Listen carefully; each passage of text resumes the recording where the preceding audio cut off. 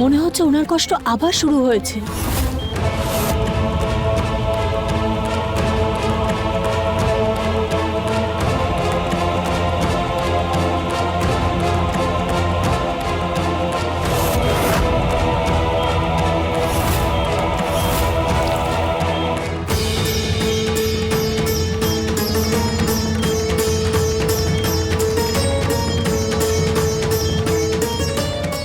ওনার অবস্থা আবার খারাপ হচ্ছে। ডাক্তারবাবু, ডাক্তারবাবু!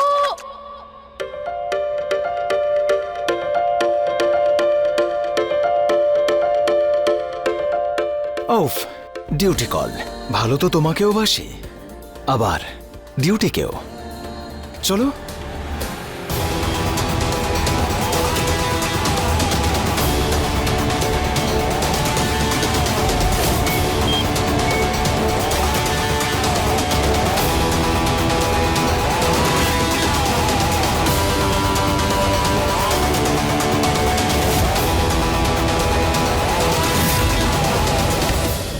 ডাক্তারবাবু! ডক্টর! ও শিট, ও মেয়ে নাকি টুরিং জব? যখন দেখো ভাবতে শুরু করে দেয়।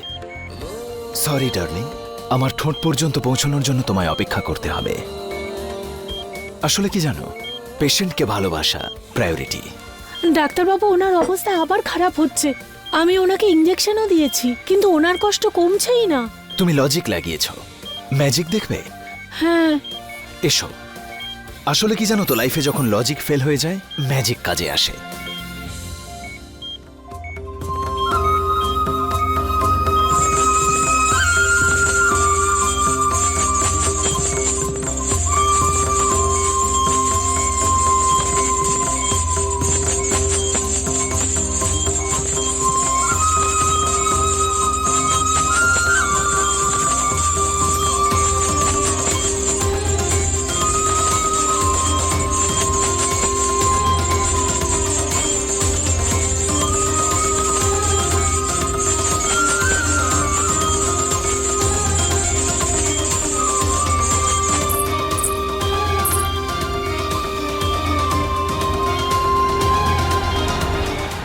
দেখলে, কোমাতে থাকা সত্ত্বেও যখন এই নুপুরের আওয়াজ শুনল, তখন আবার ঠিক হয়ে গেল। নিশ্চয়ই এর অনেক পুরনো কোনো কাহিনী আছে।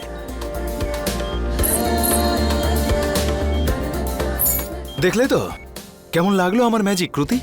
ডক্টর প্লিজ, আমার নাম কৃতি নয়, স্মৃতি। কখনো তো আপনি আমার নামটা ঠিক করে বলুন। হ্যাঁ হ্যাঁ, কৃতি অথবা স্মৃতি যাই হোক, একই তো ব্যাপার, তাই না কুন্তি? স্মৃতি।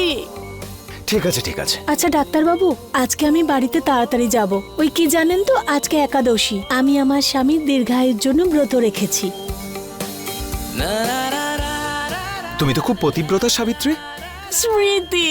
হ্যাঁ স্মৃতি। লাঞ্চের পরে চলে যাও। ওকে, থ্যাংক ইউ স্যার।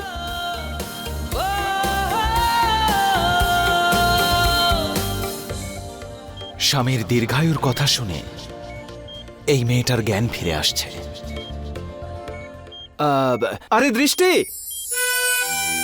একটা কথা বলো, এই একাদশীর ব্রত করলে স্বামীর কি সত্যিই দীর্ঘায়ু হয়? হ্যাঁ স্যার, যুগ যুগ ধরে মেয়েরা স্বামীর জন্য এই ব্রত পালন করে। তার মানে যদি কোনো বিবাহিত মেয়ে এই ব্রত না রাখে, তার স্বামীর প্রাণের ঝুঁকি হতে পারে। বেচারি, কিন্তু ও চাইলেও স্বামীর দীর্ঘায়ু কামনা করতে পারবে না। অজ্ঞান হয়ে আছে, ব্রত রাখবে কিভাবে?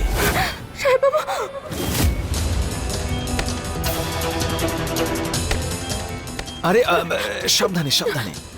আমি কোথায়? আমি এখানে কি করে এলাম? সাহেববাবু, সাহেববাবু কোথায় আছেন?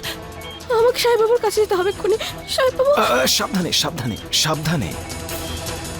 আপনার শরীর এখনো এতটা ঠিক হয়নি, ওকে? আর সবচেয়ে আগে আমি আপনাকে প্রশ্ন করব, কি নাম আপনার? বিধি আবির তোমার। কিন্তু আমি এখানে কি করে? আমি তো ওই খাদের সামনে ছিলাম, তারপর আমি এখানে কি করে এলাম? শান্ত হও, আমি বোঝাচ্ছি। ওই পাহাড়ের খাদে আমি তোমায় পেয়েছিলাম, তোমার গুলি লেগেছিল। আর আমি যদি তোমায় হসপিটালে নিয়ে যেতাম, তাহলে পুলিশ কেস, ফর্মালিটি, এই সবের চক্করে ইউ নেভার নো, তাই আমি তোমাকে নিয়ে এলাম। আর তোমার যে গুলি লেগেছিল, সেই আঘাতও সারিয়ে দিয়েছি।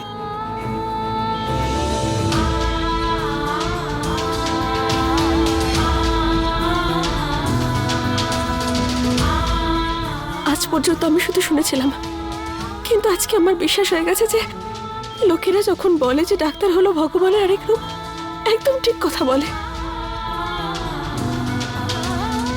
আপনাকে অসংখ্য ধন্যবাদ। আপনি জানেন না যে আপনি আমার কত বড় উপকার করলেন। উপকারের কি আছে? যেভাবে শিক্ষকের কাজ পড়ানো, টেলারের কাজ কাপড় সেলাই করা, ঠিক সেভাবে ডক্টরের কাজ অন্যের জীবন বাঁচানো। ব্যাস। এত বড় কথা আপনি এত সহজ করে বলে দিলেন। আচ্ছা ডাক্তারবাবু, আমি এখানে এভাবে কতদিন আছি? তা প্রায় 7 মাস। 7 মাস? না, তার মানে ডাক্তারবাবু। এক মিনিট। এখন তুমি কোনো প্রশ্ন করবে না, আমি প্রশ্ন করব। আর এক সেকেন্ড, তার আগে আসলে ব্যাপারটা হলো আমার গার্লফ্রেন্ড ওয়েট করছে, আর ওর মাথাটা একটু গরম আছে। আমি যদি এখন না যাই না তো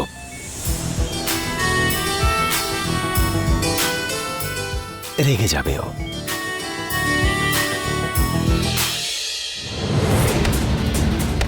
টাকা দিবি কি দিবি না? কি লুকোচ্ছিস রে?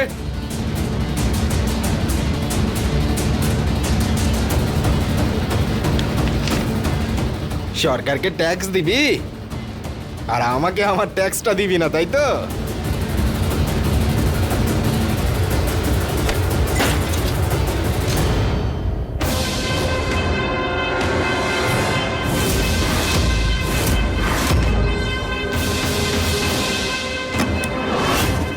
ব্যাস, এই কটা টাকা?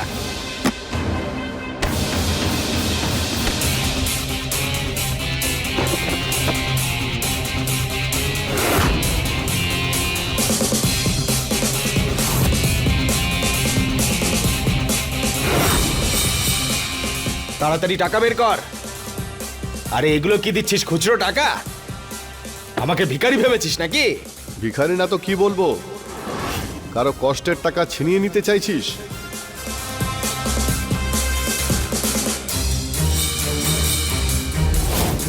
এমন অ্যাটিটিউড দেখাচ্ছিস যেন কোনো রাজপ্রাসাদের রাজা তুই। আরে এই কে রে তুই? হ্যাঁ বল দেখি।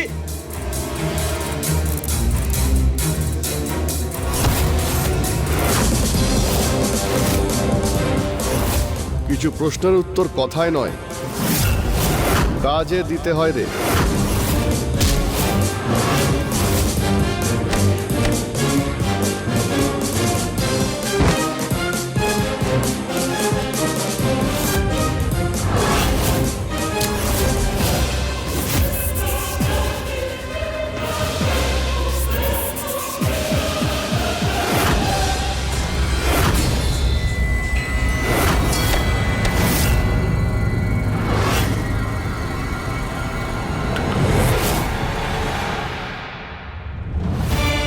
হোয়াট? তোমার স্বামী তোমাকে গুলি করেছে? না, যার জন্য একাদশীর ব্রত রাখার কথা শুনে তুমি কোমা থেকে সজ্ঞানে ফিরে এলে, সেই পতি পরমেশ্বর তোমাকে মারার চেষ্টা করেছিল ঋদ্ধি। বিধি। হ্যাঁ। আর এটা অর্ধেক সত্য। নিশ্চয়ই এর পেছনে অন্য কোনো কারণ আছে। আমার সাহেব বাবু আমাকে মারতে পারেন না। আচ্ছা, তাই নাকি? আমি বুঝতে পারছি না যে তোমার সরলতার জন্য হাসবো নাকি বোকামোর জন্য কাঁদবো। তোমার স্বামীর হৃদয়ে যদি তোমার জন্য একটুও ভালোবাসা থাকতো, তাহলে কোনো দুর্বলতা ওকে এতটা কঠিন করতে পারতো না। তোমার সাথে দেখা করার বা কথা বলার চেষ্টা করতো, কোনো একটা উপায় বের করতো, নাকি তোমাকে গুলি করে দিত। না, আমার সাহেব বাবু আমার প্রাণ নিতে পারেন না। উনি গুলি করেননি আমাকে। নিশ্চয়ই অন্য কেউ। আমি জানি না। আমি শুধু এটুকুই জানি যে আমার সাহেব বাবু সবকিছু ছেড়ে আমার কাছে চলে এসেছিলেন যখন উনি জানতে পারলেন যে আমি হাসপাতালে আছি, আমার ক্যান্সার। তুমি পাহাড়ে অন্য কাউকে দেখেছিলে কি? আমি অন্য কাউকে তার দেখিনি ওখানে। তাহলে তুমি এত শিওর হয়ে কি করে বলছো যে তোমার স্বামী গুলি চালায়নি? ডাক্তারবাবু, আমার মনেও অনেক প্রশ্ন আছে, কিন্তু এই সব কিছুর না একটি উত্তর আছে। আমার সাহেব বাবু একবার ওনার সঙ্গে দেখা করে সত্যিটাকে জানার চেষ্টা করি 7 মাস হয়ে গেছে। জানি না আমার সাহেব বাবু আমাকে ছাড়া কেমন আছেন। আমি এখন আর এই যে রাজধানী এক্সপ্রেস, দাঁড়াও দাঁড়াও, বুদ্ধি দিয়ে কাজ করো। যে মানুষটা তোমাকে একবার গুলি করতে পারে সে বারবার তোমাকে মারার চেষ্টা করতে পারে, ওকে? আমার সাহেব বাবু আমাকে আঘাত করার কথা ভাবতেও পারেন না। উনি আমাকে এত ভালোবাসেন যে আচ্ছা, আমি মেনেও নিলাম যে তোমার কথা ঠিক, কিন্তু তারপরেও তোমাকে আমি যেতে দিতে পারি না। কোমা থেকে তুমি সদ্য বেরিয়েছো, তোমার রেস্ট নেওয়ার খুব প্রয়োজন। আইল get your medicines, okay? Set. না, আমার সাহেব বাবু আমার ক্ষতি করতে পারেন না। উনি আমাকে খুব ভালোবাসেন। সাহেব বাবু, আমি আসছি আপনার কাছে। আমার একটু দেরি হয়ে গেছে, কিন্তু এবার আসছি আমি। এত সময় লাগার জন্য ক্ষমা করে দেবেন, কিন্তু আপনার অবস্থার কথা ভেবে ভেবে আমি নিজেকে আটকে রাখতে পারছি না। আমি আসছি।